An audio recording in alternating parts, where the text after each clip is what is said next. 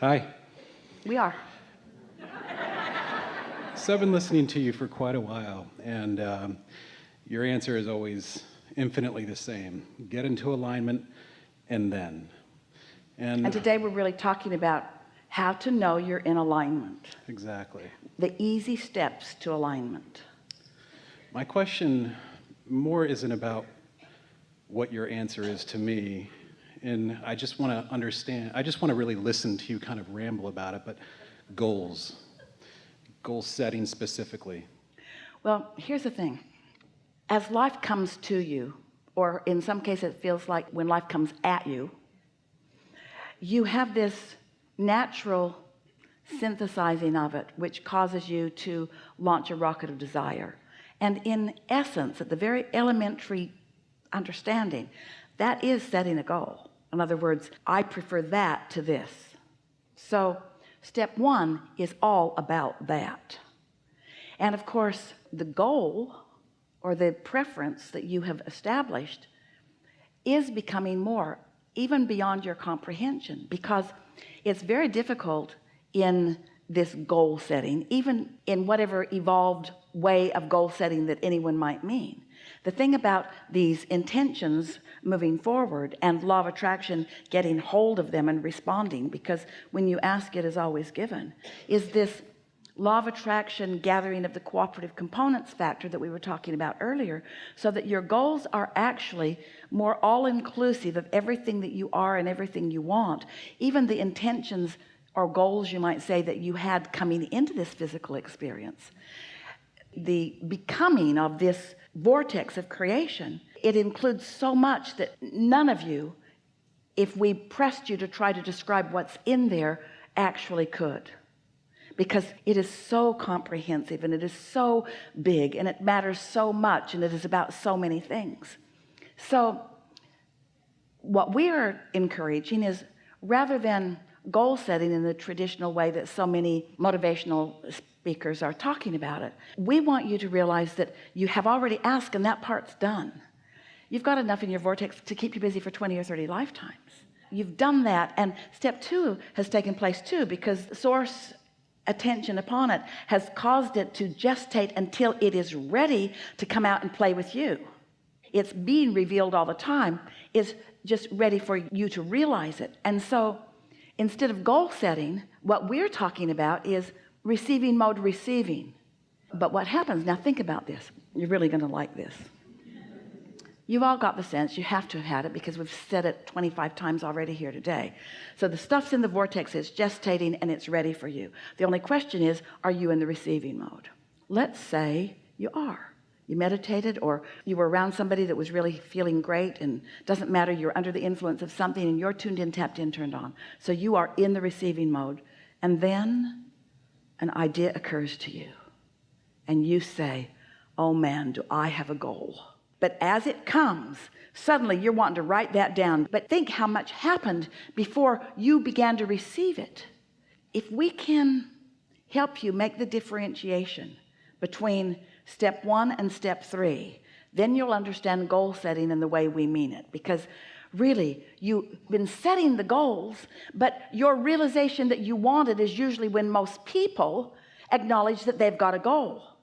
A lot happened before then, and then bam, it's like the baby in the womb, not much to play with and not much to do about, really. It's all sort of taking care of itself, but then it's born. Now you've got a goal. And so as that vibration turns to the thought and you have these impulses about what you want, that is so delicious. But where it goes screwy with people is that as the desire comes into their realization, they get too involved in how it's going to happen, when it's going to happen, where it's going to be, who's going to bring it, and they introduce a lot of questions to which they don't have answers, and then they lose their connection to it. Where if they wouldn't do that, then it would continue to be. In other words, when you want it, it is. You just got to let it be. And there's something about what most people do with goal setting that puts them more in the dissatisfaction mode than in the satisfaction mode. Because so often setting the goal causes them to measure where they are in relationship to the goal, which means they're looking on the void or the absence or the gap between, where your inner being is never looking on the absence of the goal. Your inner being is looking at the fullness of it and inspiring you to the activities that make it fuller and fuller and fuller and fuller and fuller.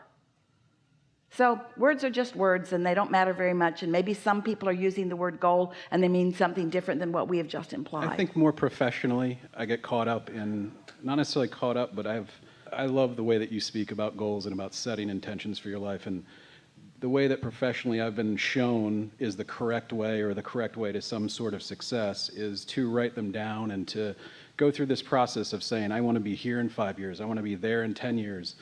And that to me has always felt disruptive to coming into an alignment first and then just allowing it. So what I'm asking, is it really okay to just let myself be happy, forget the goals, and just go for it and let it happen?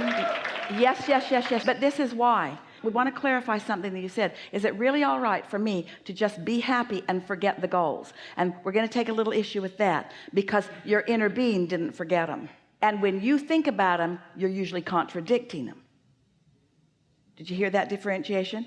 We're not teaching you to give up on your desires. You can't. We're teaching you to let your desires manifest. And there's something about keeping score, keeping track of where you are, that doesn't let them manifest, because it keeps activating where you are, which is the opposite of what's in the process of becoming. Oh, you have helped us. You have hit right upon the thing that trips humans up. The reality of what is prevents you from moving into more satisfying reality. What is way too compelling to you. You measure it, you compare it, you talk about it, you pigeonhole it, you insure it, you do all those things with what is, and it prevents you from the journey into the more and the more and the more. When you think about what you want and why you want it, you're usually in a much more allowing place than when you think about how you're going to get it and when it's going to come and who's going to bring it and that sort of thing.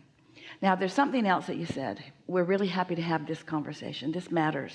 If you've been listening to us for a while, you may have listened to us in environments like this, or read books that we've written, as we've offered everything that we could find in the moment that would cause you to be more allowing. That's always our intention, to get you to be more allowing of what you're asking for. Every process that we've ever written, and there are lots of them, are about you getting into a place where you're allowing what you're asking for more. Today, we're not talking so much about those processes where I want this and I don't want this, so I'll just make myself think about this. Well, usually when you mean to think about this, you're thinking about this, because whatever's the most active within you is what you're going to think about. So we've written lots of processes to help you move that. But there is a much easier way, which is quiet your mind so that's not active, and then the only mind that is active is your inner being that already knows what you want and where you are in relationship to it and how to move toward it, step by step by step. Did you follow that? Your inner being knows. And so if your discontent thought isn't active, and it won't be when you're meditating, then you'll practice the vibration of what it is you want. And the more you practice the vibration of what you want, and the less you practice the vibration of its absence, then the more you allow more of what you want. It's just a natural product of the way the laws of the universe work.